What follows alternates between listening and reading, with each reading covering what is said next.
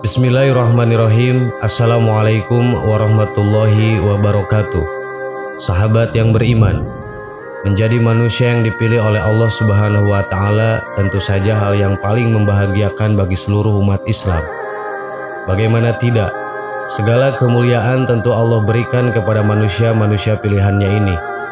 Tidak hanya kemuliaan saat berada di dunia, namun juga di akhirat kelak. Allah Subhanahu wa Ta'ala memilih siapa saja yang dikehendakinya untuk dijadikan sebagai kekasih dan hamba pilihan. Tidak hanya berasal dari golongan para nabi dan rasul, manusia pilihan Allah juga ada yang dari golongan manusia biasa.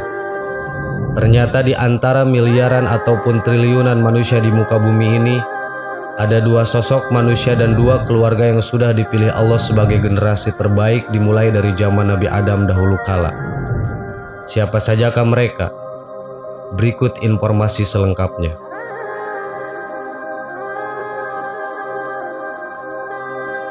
Satu, Nabi Adam. Manusia pertama yang menjadi pilihan Allah Subhanahu wa Ta'ala sebagai generasi terbaik di alam semesta adalah Nabi Adam. Bagaimana tidak? Beliaulah manusia pertama yang menjadi bapak dari seluruh manusia yang ada di muka bumi. Nabi Adam dipilih Allah Subhanahu wa Ta'ala untuk menjadi nabi pertama dengan didampingi oleh istrinya yang bernama Hawa. Tidak hanya itu, Allah juga telah memilih beliau untuk dijadikan sebagai khalifah di bumi ini dengan limpahan pengetahuan mengenai makhluk ciptaan Allah lainnya. Selain itu, ia juga diberikan keutamaan atas malaikat dan golongan jin. Diturunkannya Nabi Adam dan istrinya ke bumi juga bukan tanpa alasan. Allah Subhanahu wa Ta'ala jelas memberikan banyak kebaikan untuk menjadi bekal bagi kelangsungan hidup manusia bahkan hingga akhir zaman kelak. 2. Nabi Nuh. Selain Nabi Adam, ternyata Allah juga memilih Nabi Nuh sebagai manusia pilihannya. Beliau merupakan rasul pertama utusan Allah setelah wafatnya Nabi Adam ratusan tahun sebelumnya. Allah Subhanahu wa Ta'ala menurunkan Nabi Nuh untuk kembali memurnikan tauhid umat manusia. Beliau senantiasa melakukan dakwah siang dan malam baik secara sembunyi-sembunyi ataupun terang-terangan. Ada banyak cara yang dilakukan agar manusia menyembah Allah Subhanahu wa Ta'ala. Akan tetapi, ternyata banyak di antara kaumnya yang justru berpaling tanpa terkecuali istri dan anaknya. Maka Allah membinasakan seluruh kaum kafir tersebut dan hanya menyelamatkan Nabi Nuh dan para pengikutnya yang berada di dalam bahtera. Nuh adalah salah satu teladan terbaik dalam dakwah. Tak akan surut walau selangkah, tak akan henti walau sejenak.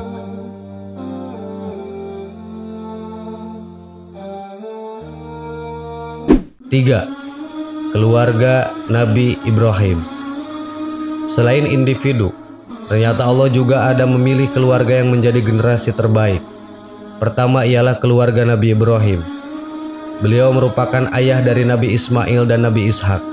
Dari kedua keturunan Nabi tersebut lahirlah Nabi akhir zaman yang menjadi suri tauladan kaum muslimin hingga akhir zaman, yaitu Nabi Muhammad bin Abdullah. Betapa mulianya Ibrahim dan Muhammad. Nama keduanya sering disandingkan dengan nama Allah Ta'ala yang amat mulia. 4. Keluarga Imran. Terakhir ialah keluarga dari Imran. Beliau bukanlah berasal dari golongan nabi ataupun rasul. Imran sendiri merupakan orang soleh ayah dari Siti Maryam.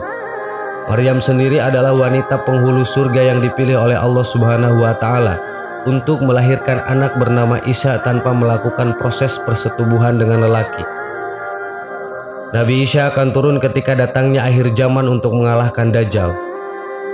Beliau merupakan nabi yang mengikuti syariat Nabi Muhammad SAW. Sahabat yang beriman, demikianlah informasi mengenai dua orang dan dua keluarga yang dipilih Allah menjadi generasi terbaik di muka bumi ini. Semoga kita semua bisa meneladani kepatuhan dan keimanan mereka kepada Allah Subhanahu wa Ta'ala. Amin. Wallahu a'lam. Wassalamualaikum warahmatullahi wabarakatuh. Bismillahirrahmanirrahim. Assalamualaikum warahmatullahi wabarakatuh. Sahabat yang beriman, dalam sejarah Islam ada dua istri para nabi yang justru berkhianat dan durhaka kepada suaminya sendiri. Mereka adalah istri dari Nabi Lut yang mendukung perbuatan maksiat sesama jenis dan istri Nabi Nuh yang secara terang-terangan menyebut suaminya sendiri gila. Banyak hikmah yang perlu kita ambil dari kisah dua istri para nabi ini. Kisah tentang dua istri para nabi ini dicatat dalam Quran surat At-Tahrim ayat 66.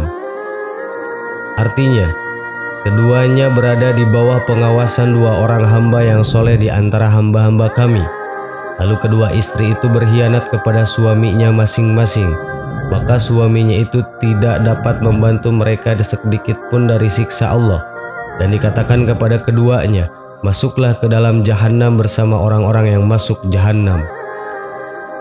Ibnu Jarir Al-Tabari dalam tafsir Tabari halaman 23 menjelaskan bentuk pengkhianatan kedua istri Nabi tersebut sebagai berikut. Artinya, disebutkan bahwa pengkhianatan istri Nabi Nuh pada suaminya adalah kekufurannya yang pernah berkata pada manusia yang kafir, Nuh itu gila. Adapun pengkhianatan istri Nabi Lut adalah saat Nabi Lut merahasiakan tamunya, istrinya justru memberitahu hal itu pada orang kafir yang hendak berbuat jahat. Namun sikap pengkhianatan keduanya tersebut tidak pernah dilakukan sebelumnya, sebagaimana dikatakan oleh Al-Dahhak seperti dikutip Al-Tabari, tafsir Tabari. Artinya, diriwayatkan dari Al-Dahhak ayat keduanya berada di bawah pengawasan dua orang hamba yang saleh di antara hamba-hamba kami. Al-Dahhak berkata, tidak ada satupun istri seorang nabi yang berkhianat.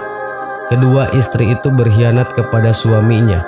Al-Dahhak berkata, dalam soal agama keduanya berkhianat. Hikmah: setiap suatu peristiwa yang tidak ideal dan tidak mengenakan selalu mengandung pelajaran dan hikmah yang bisa kita ambil.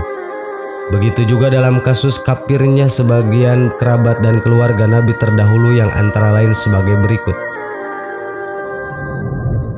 1. Allah menguji Nabi Lut melalui istrinya untuk mengangkat derajat dan meninggikan statusnya dengan sikap Nabi Lut yang ridho dan sabar atas semua cobaan tersebut. Sebagaimana cobaan itu juga menimpa Nabi Ibrahim dengan kekufuran ayahnya. Quran surat At-Taubah ayat 114.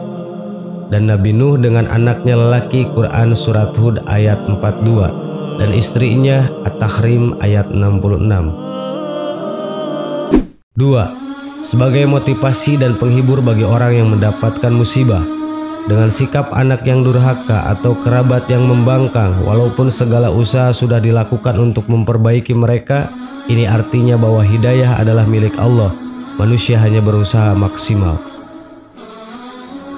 3. Bahwa setiap manusia bertanggung jawab penuh atas segala perbuatannya.